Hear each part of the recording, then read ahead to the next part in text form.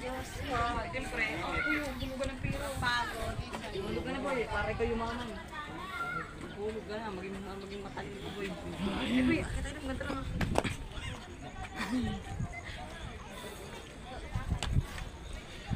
Bawal dyan.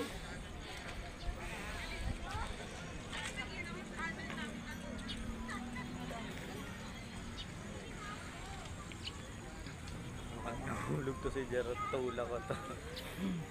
Diyan tayo galing, di ba? Ayun,